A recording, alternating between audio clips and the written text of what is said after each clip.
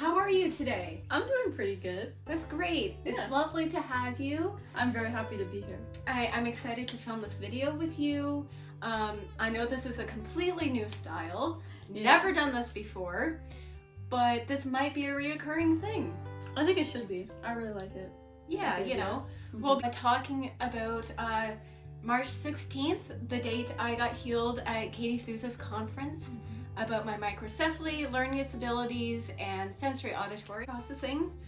And we're just gonna jump into this as an interview. Mhm. Shall we get started? Yeah. All right. So I think what we're gonna do before we start is we should pray, because this is worshiping the Lord, and this is something that He has done for me. Yeah. And I think every chance we should get, we should honor Him. Mhm. All right. Dear Lord, thank you for today. Thank you for this time that we are filming together, that we are able to get together, me and Naomi. I pray that you will bless this time together as we dive into this interview, and that you will guide us and lead us into the direction that it needs to go. And pray that we will just have fun and enjoy ourselves and laugh if we mess up. Anything you want to add? I just thank you for this opportunity, Lord, to be gathered with one of my best friends, Lord. And I thank you for what an impact she's made in my life. And I pray that this video can help make an impact in others' lives as well. Yes. All right. Thank you, Lord. Amen. All right. So you are Naomi, my best friend. Yeah. So how did we meet? When did we meet? Well, we met at the lot. And for the first little bit, we were like kind of cool, kind of friends. And then the one day, we were playing Mario Kart because I brought my Switch. That was a fun time. Just completely going at it, trying to beat each other. It was so fun. I loved it. And Pastor Kirby comes over and he's like, hey, are you coming to the hangout this Friday? And I was like, yeah, I want to, but like I don't have like a way to get there. And then she just goes in and is like, I just jumped right in and offered to drive her. Mhm. Completely regretted it after, because I barely knew her at the time. uh-huh. But couldn't back out of it. Mm-hmm. And boy, am I glad I did. I'm glad you did too. Because that really started our entire friendship. And Mm-hmm. we just started to get closer and hang out more often. And we shared our stories, our testimonies, and our pasts. And we definitely learned a few things about each other. Yeah. It was very comforting though, I think. It was, Yeah. you know, getting to know that there was other people out there like you who have Mhm. experienced same things. Yeah. And especially when you have faith in the Lord, that really changes your perspective when you're with somebody else who Yeah. has shared those things. Mm-hmm. I agree. It was like, and I don't usually share like my whole story with people either, so I'm very glad that you were like receiving it well. Oh, I totally understand that. Me, I Yeah. tend to just vomit it out to random people, and it's just like, maybe I shouldn't have done that. But, well, they've got it now. They can do what they want with it. Mm-hmm. And it's good. It's encouraging to people, I think. Well, I certainly hope so. Yeah. Because God can definitely work in all of our lives in really interesting sort of ways like that. Yeah. Especially when, you know, you meet somebody new for the first time and you're just kind of sharing your life with them. Yeah. And you just kind of realize, maybe God is working here in some way I didn't notice before. Those are some of the best feelings ever. Like when you think nothing's happening, but you kind of like look throughout the whole progress and you're like, yeah, I can see him working. Especially because it seems so subtle sometimes. Yeah. And it's almost such a slow incline that you don't even notice it until you're talking to somebody else. Mm-hmm. And then you're like, okay, I see it now. Which, in a way, actually leads me into my very next question, which is such a great transition, which is, when I first told you about my healing at Katie's conference, what did you think of it? What were your first thoughts, and how the story was, and who I was? Because at the time, we were still pretty new as friends. Mhm. and we were actually in a restaurant. I was about to say, it's kind of funny because of the setting. Yeah, we were in a restaurant again with Lot and Pastor Kirby. It was a Friday hangout with just the group. Mm-hmm. And the story just happened to kind of come out as I was talking with people, Mm-hmm. and Naomi was sitting right beside me. Mm-hmm. I was literally gonna say, it's actually really funny because we were like eating, and I think I remember being like in a half conversation with the girl next to me, but I heard you talking and it caught my attention. I like turned and I just started like listening to the way that you were speaking to I forget who it was, but he was sitting across the table from you. Oh, yeah. And I just like started listening, and it was all new information to me because we were still pretty new friends, right? Yes, it was just before the bowling. Mm-hmm. That same day. So it was after we had played Mario Kart together, and it was before we had that walk in the park together. Yeah.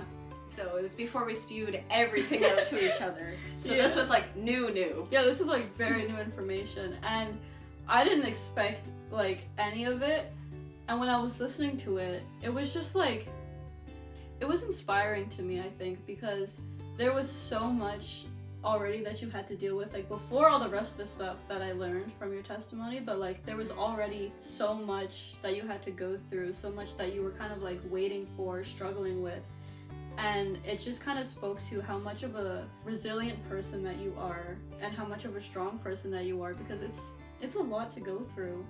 You know what I mean? Oh, absolutely it is. And knowing how strong your faith is and how you still find so much like joy and love, that's like one of the strongest things to me. Mm-hmm. Yeah, I would definitely agree with that. I mean, it was, for most of my life, that was all that I had known. I didn't know anything different. It was just life for me, Yeah. and it was definitely much more challenging. But I think God really did teach me a lot through it about resilience, about finding joy in the small things in life. And even in hardship, just finding that joy, because it can be one of the hardest things to do. Yeah. When you're struggling with whatever it is that you are, whether that's, sensory stuff or learning issues, or just even daily, regular, everyday life or Yeah. anxiety. These are things that everybody deals with, and it's difficult, it's hard, and it can really bog you down. But somehow, God is still there in the midst of that. And it's a matter of pausing and thinking for a moment and just kind of almost asking yourself, where are you, God? What are you doing in this situation? Mm-hmm. And almost just kind of just settling yourself for a minute, even if you're anxious, which is a very difficult thing to do, because your mind's just going nuts. You can almost find a glimmer of hope in the middle of that. Yeah. That Some moment, in some spot, in some day, God is going to peek through those clouds and He's going to grab your hand. Mm-hmm. And so I think that's definitely something that had helped me get through a lot of that, was just waiting for that hand to come and grab mine. And I think that you are the person who, in my personal experience, I feel is the most qualified to speak about that. Like, waiting for that, having that little bit of hope, waiting for His hand. I feel like you are like the perfect example of what I've seen across a bunch of people's stories, honestly. And that's really inspiring to me. Oh well, I'm very glad it is. It's definitely something that I hoped to do, Yeah. with sharing my testimonies and videos like these for other people. I guess that kind of ties in with the next question, which was, what were your thoughts on it and all of that. I guess to kind of go in with that, I could ask, what did you think when you were listening to the story about some of the challenges that I had to face with either learning or sensory or auditory, these very physical things that nobody else could see? Ooh, okay.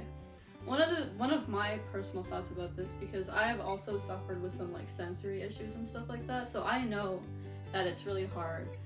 So one of the things that like I would struggle with is like, how would you like in your experience with it, how would you kind of ground yourself and kind of work yourself through the really, really intense moments when, like, because I'm sure you've been angry about it before. I'm sure you felt like a lot of frustration and anger. And in my experience, those are like the hardest times to like remember God's goodness. Yes, it's very true. It's very true. So it's kind of a question, kind of a statement, I guess, but like, how did you find, what made it easier for you to kind of remember that goodness at like the peak of like the most intense and frustrating?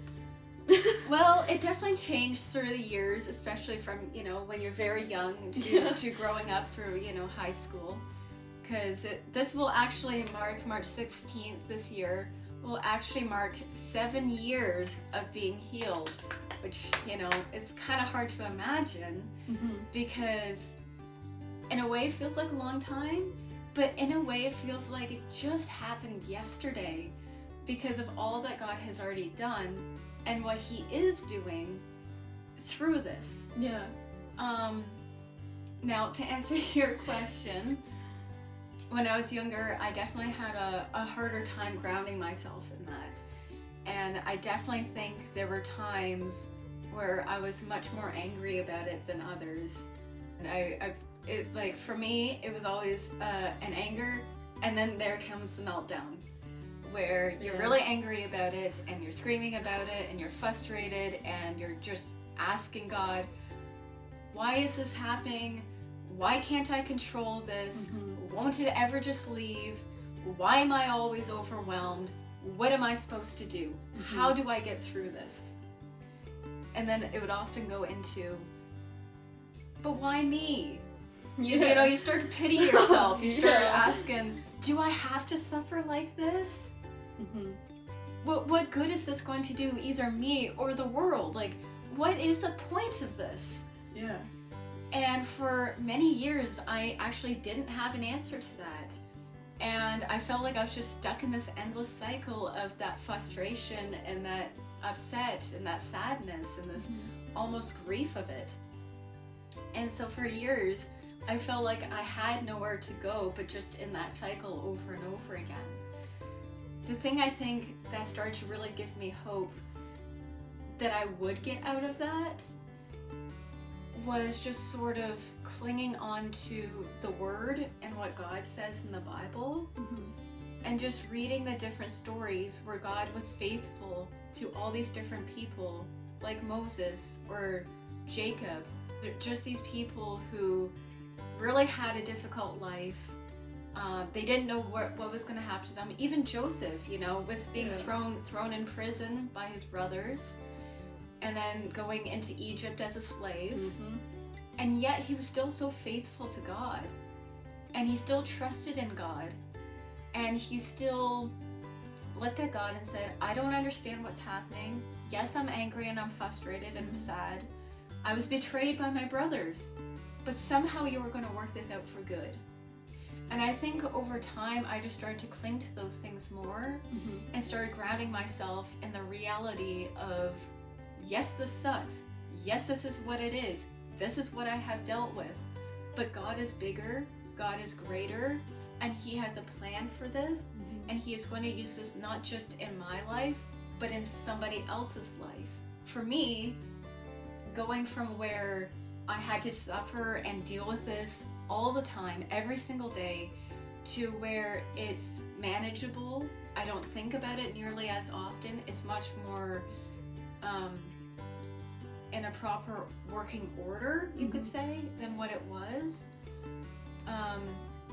Yeah, it was still something I had to get used to. It was still something I had to figure out. Yeah.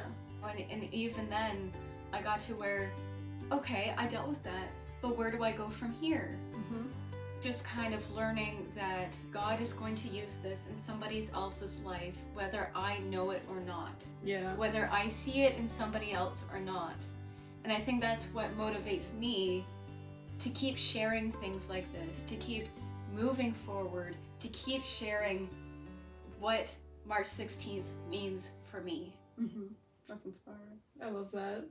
That's such a good answer. Now we're getting into the really big questions, the ones that involve Naomi more in our current life and where we are now, compared to in the past with before she came into my life. Mhm. What has God been doing in my life Mhm. now that we're both going to the lot together, and from where I was when I first started, where we first met each other, to where things are currently? Currently? Okay. So, even before I came to the lot, I know that you struggled a lot with like being more open, being more out there. And then by the time that I had come to the lot, I know that the first week that I saw, like the first time that I saw you at the lot, I actually instantly wanted to be your friend. Like I saw, like I don't think I've said this before, but like when you walked in, you just looked really cool to me, and I was like, well, thank you. That's quite the compliment. in my head, I was like, new friend. And that was my goal.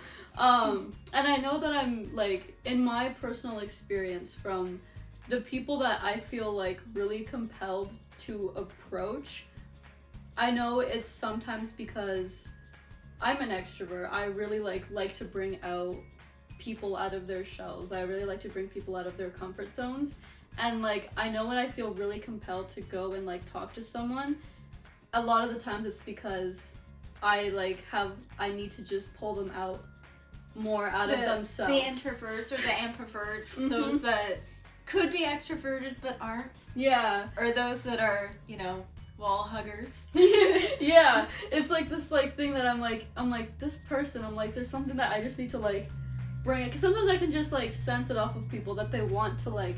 They want to get out there, but something's holding them back, right? Yeah. And so when I came to talk to you, that's kind of what I wanted to do with you. And as time went on, and as we started hanging out more, and we started forming our own little group with like the other people, I could just feel so much more like happiness and so much more like energy and so much more excitement from you. And that has been like really, really exciting for me because I love seeing it in people so much. Yeah, just like that excitement of, something's going great, and yeah, you have to get it out there. You need to tell somebody. And like, I saw so much more progress and like open you were, and how much more like involved you were, and how much more excited you were being around other people and like it made me really happy, and that was one of like the really big changes that I was excited to see. Yeah, I definitely can definitely see that as well. When we first met, that was in the summer, and I had just come back from vacation. That was right at the point where God had revealed some major trauma in my life that I had to deal with, and it was really difficult. And up to that point, going to the lot, God had done a lot of things for me already, and He had definitely pulled me out of my comfort zone, one to even go there. But for the most part, I was still very closed off, and I didn't really talk to people, didn't really share who I was or what my excitement was, my passion was. Felt like I couldn't really trust many people yet. I didn't know their faith journey. I didn't know where they were or what God was doing for them. I just saw how they were interacting with other people, and their little formed groups there as well. It's just like, I ain't interfering with them, like they've got their own groups. Like I'm not gonna butt in. I'll just hang back and watch from afar. But when you showed up, it's just like, I'm gonna make an effort to talk to her. There's something about Naomi that kind of draws me in. So I was feeling very much the same way, where it's just like, I need to be her friend. Yeah. I need to talk to that person. There's something specific about her that just makes sense. I love that we had the same like, I need to talk to this person. Yeah, so like I made a point of complimenting you on your outfit and your shoes, your party shoes. And just kind of hoping that things would kind of hit off and go from there. And They clearly did. it had. It's like, I had no clue. It was really fun. I also know that there's been like a lot more healing since you've been at the lot too. Yes. There was like that one time, like it was a month or so ago, with like some of like the pain that you were feeling. Oh yes, yes. So it was Well, God, God did definitely start that in the summer. Up to that point, before I had met Naomi, a few summers ago, I had injured my back working at Santa's Village in Bracebridge, working on one of the roller coasters. And yes, there was a lot of trauma that had built up to that. And to make the long story short, I couldn't walk without using a crutch. And I hated it. It was very awkward. It made me stand out. Don't like that kind of attention. It was very difficult to stand, to walk, without having pain shooting down my back into my leg. While at the lot, during worship, God healed my back. And it was just a very simple, very quick sort of thing. Very different from being healed at Katie's conference. Nobody came over to pray for me. Nobody talked to me about it. It was just during praising the Lord. It was just in that moment where it was just you and God, and all you had was for Him. And I remember very specifically, God told me that He was healing past trauma from school circumstances, from elementary.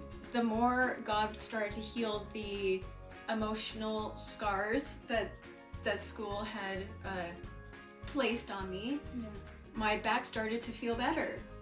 And so I started using my crutch less, and I could go longer distances without it.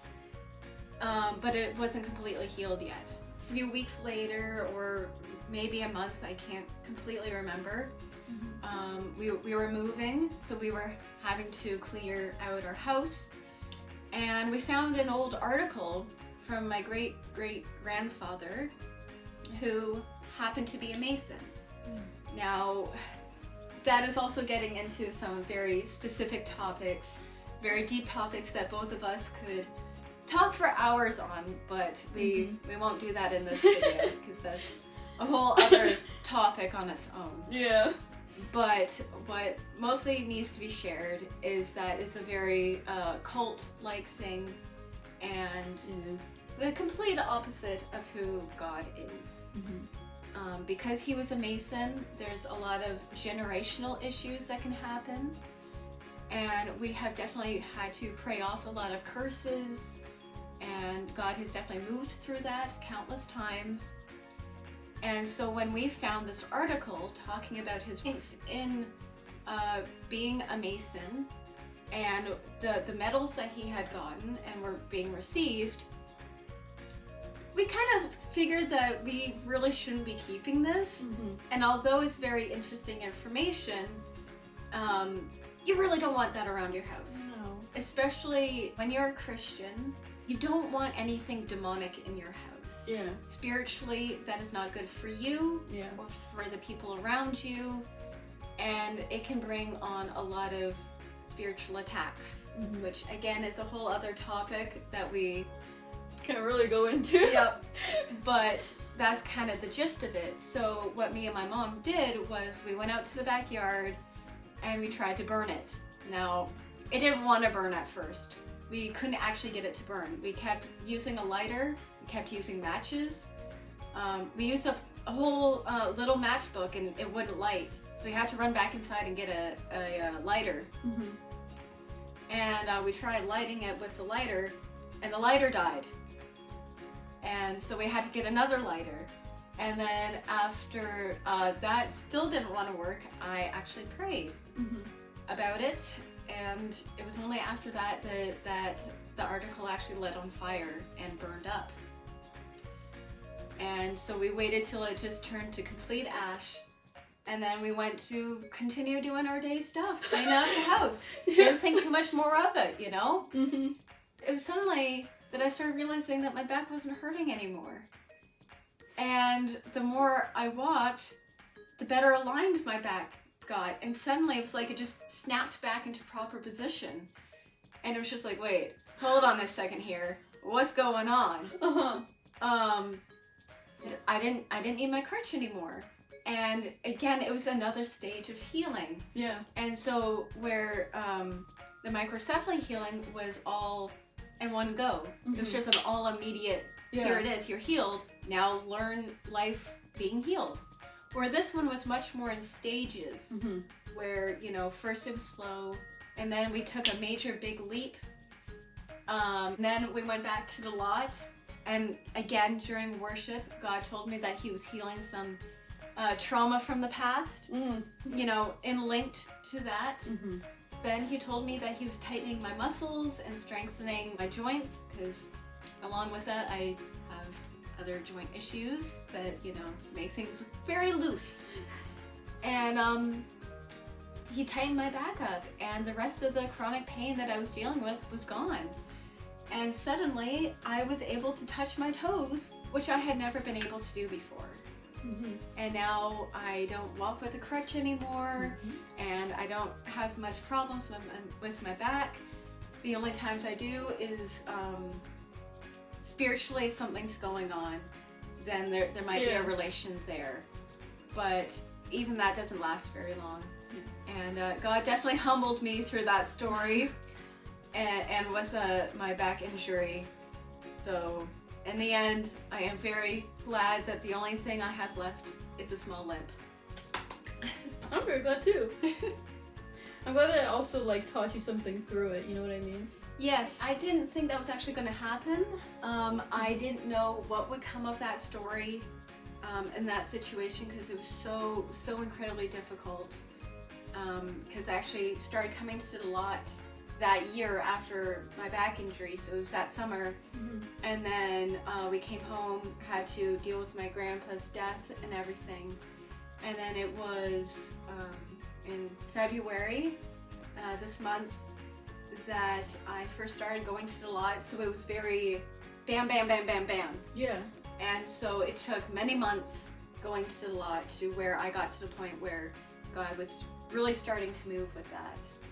And I think I was very slow to learning things in regards to it, because I was very against it. I hated it. I was very, very bitter about it. I didn't want to be bitter about it. I believed I wasn't bitter about it. I told people I wasn't bitter about it. It was just something that happened. That's what it is. But I was definitely bitter about it, because it had a lot of connections to the past. Yeah. I think it lasted a heck of a lot longer because I was denying those things. And definitely probably made it a heck of a lot worse. Calling me out too, bro. I forgot. And so, yeah, He definitely humbled me through it, and taught me to be much more open about whether it's injuries, the past, or just your emotions towards those things specifically. Because when you bottle that up, I can testify, it does not go well. It does not go well. It does not go well. You will have your way in the end. That's just, it's inevitable. Yeah, and God will use that to humble you and make you realize, hey girl, wake up. Come on. This isn't the way. Yeah. Come back over here, and you'll get the better blessing. That's true. Yeah. And because it's always for our good anyways. God's done a lot of healings like that through going to the lot. That's just one of the major ones. Yeah, that was a major one. All right, so we're getting down in this list here. This next one is, how has God used the lot in my life, or, you know, in both of our lives? You know, how have you seen God moving in my life the longer that we have gone to the lot, and the atmosphere there, the people there, the pastor there, the wisdom, the Bible, the preaching, just what has God been doing there? This is our young adults group that we go to every Tuesday. It has definitely been such a blessing. Yeah. And I'm sure both of our lives that this church has started that ministry. Yeah. Because if you can believe it, it's only been there for a year. This is our second year at the lot. I know, right? Which I think is pretty amazing. It's already doing really, really, really well. It is. It's actually expanding quite a bit. We're getting a lot of new people, new faces every week. It's amazing. I can speak to a bunch of like different things, so I'll go through like a little bit of a list. Go if you'll for let it. me. Yeah, go for it. I'll start with Pastor Kirby because he's awesome. Yes, Pastor Kirby is our pastor for the lot. If he ends up watching this, hi. Hello, everybody. Welcome, Lotians. All right, that's our name now, isn't it? Yep. And actually, we should start with the introduction of the lot and what the lot represents. Okay. The lot means leaders of tomorrow. tomorrow. Who are we? Who are we? L-O-T. L-O-T. Leaders of tomorrow. I love We it. totally butchered that. Yeah. We've had so much practice too. I know, right? I guess we just don't have Pastor Kirby to help us keep in rhythm. Yeah, I couldn't do the little beat. I'm not good at it. I have tried one too many times, I'm telling you. The Lot is a young adults group, really, really awesome. One thing I really like about The Lot, kind of unrelated, I go to a few young adults groups and they're fun. I've been to a few. But I really like The Lot and I really like how they do worship and they have like a word because Yes. I love worship. I really do. It's so true. Like, I had gone to a youth group before I started going to the lot. And at first it was quite good, but you know, the youth pastor had left and things started to go down. And their main focus happened to be worship. And inherently, worship is not bad. There's nothing wrong with worship. It's actually very important. Because what is worship? It is focusing all you have on the Lord and praising Him, and no matter what circumstance you are in, whether you're suffering, dealing with something, struggling with something, or you're just completely excited and you're happy and God is moving in your life and all seems to be well. There's such a broad spectrum, but it doesn't matter where you are in that. You should be praising the Lord. Yeah. And so, yes, there is a need for worship.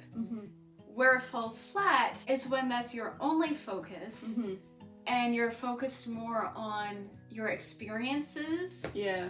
your emotions, where you're standing with the Lord, and just the whole Holy Spirit fall down on me. I need your presence. Yeah. Because yes, that's good, but you can take it a little bit to the extreme sometimes. And you need the word to bring you back to reality and what God says about worship. Yes. And that's definitely something that the lot does very well, is bringing the word and worship together. Yeah. That way it's very much almost like a full like church service kind of. It is very much like a church service, because you know we start worship with prayer, we end worship with a prayer, and a lot of the time Pastor Kirby will do a little bit of preaching about the worship before he even gets into his own sermon. Yeah, I really like those. Oh, they are They're so really good. good. They really are. I was kind of off my main point, sorry, but Sorry, I was the one that took that off of the other. we both just like rabbit hole. Yep. I really starting with Pastor Kirby in your life. I know that you do like the coffee meets. Yes, I do. I occasionally will go and meet up with Pastor Kirby outside of the lot. And they're really useful meetings. I try to do every week, and they're really helpful in my life. And from what we've talked about with like the things that we get from the meetings is that you've become a lot more like, I don't know how to word this, not like in tune with yourself, but more like, I don't know how to say this, and like not like you're focusing so much on yourself, but like being able to kind of like know who you are.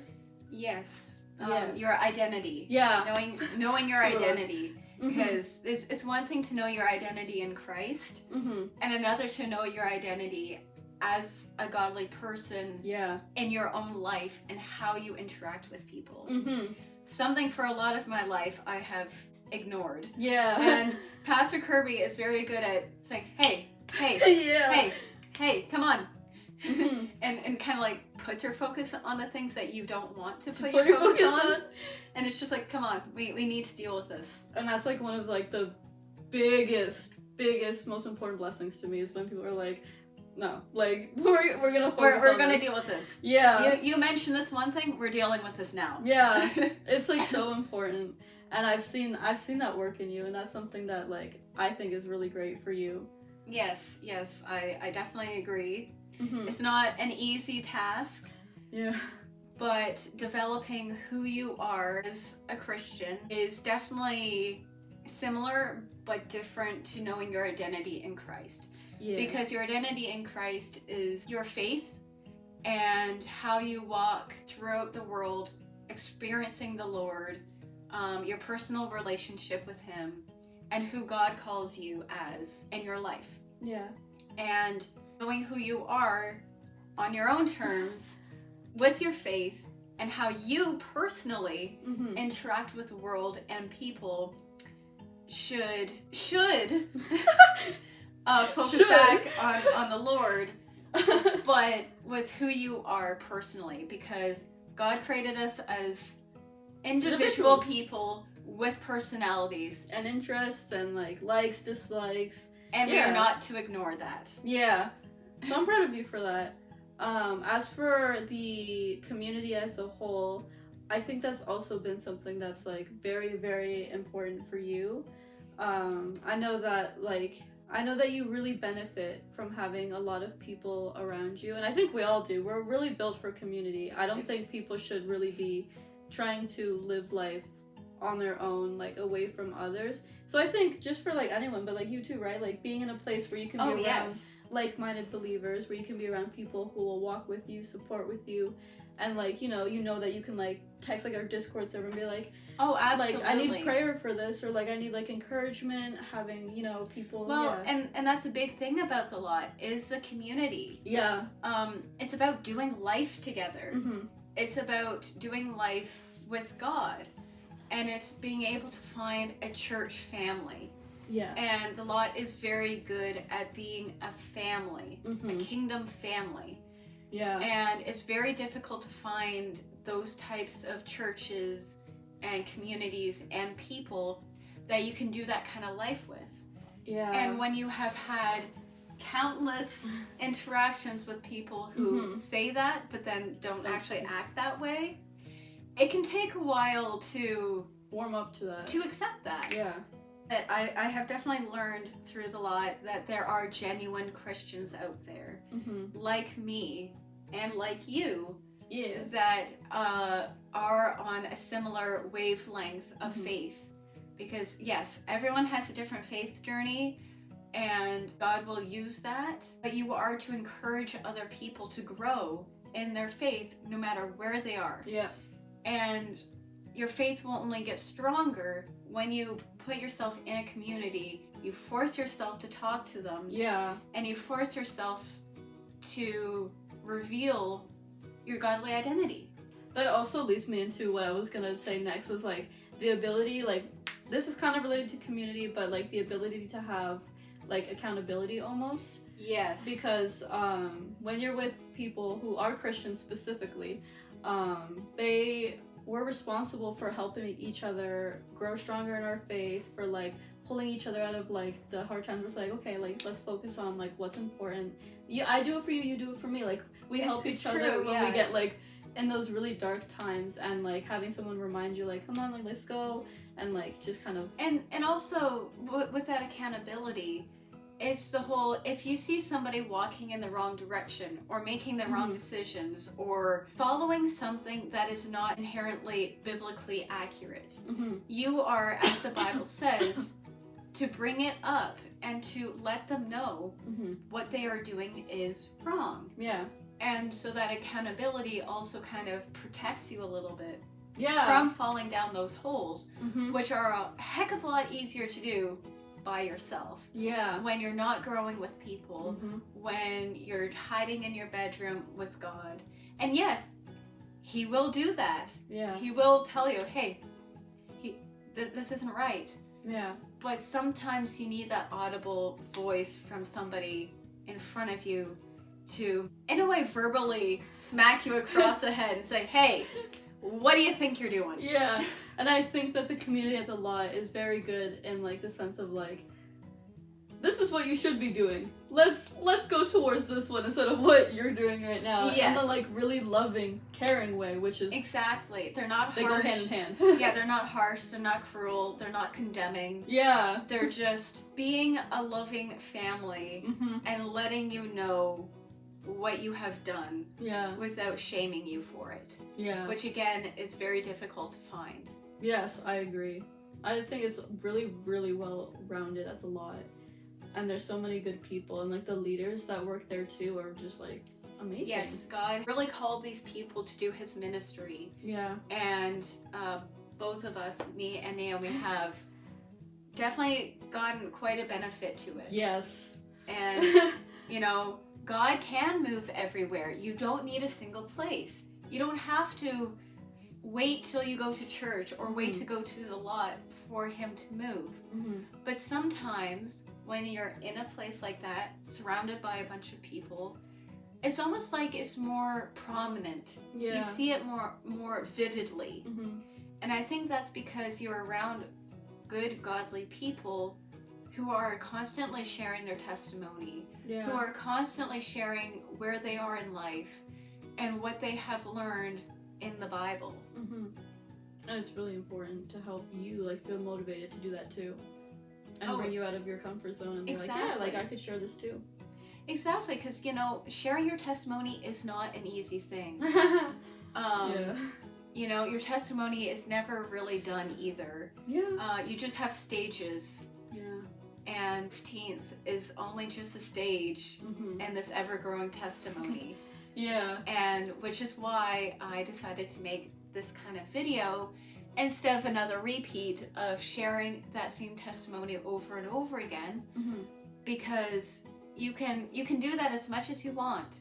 And yes, God's going to use that, but it's only a segment in your life. Mm-hmm. And he wants to use every other segment too, because we're all humans. We've all done stupid stuff. We have all sinned. We have all Yeah. fallen down rabbit holes that we shouldn't have. But God is merciful, Mm-hmm. and he is ever loving, Yeah. and he is not shaming anything. And he's just waiting for you to come back. Mm-hmm. And every testimony has a redemption Yeah. in some way, whether it's easy to see or not. I love my redemption arcs. They're my So- favorite. Yeah. So even a story like a healing about microcephaly, learning, Mm-hmm.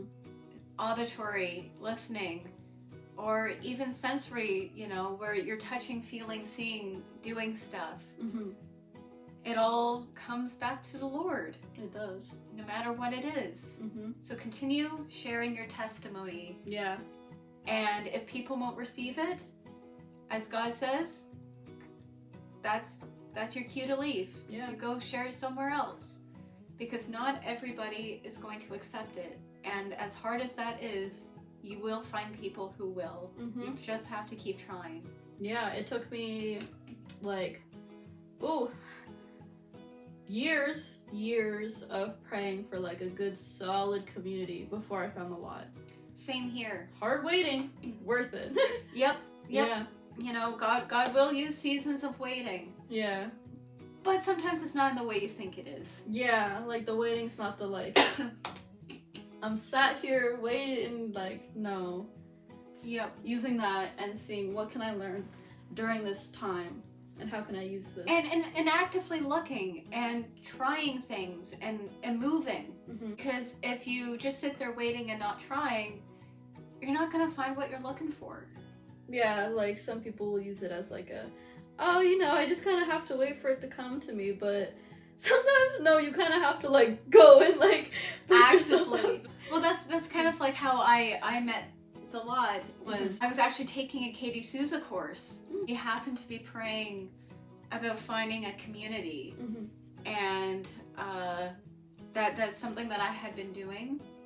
And then not an hour later, I was texted by a friend that I hadn't talked to in literal years.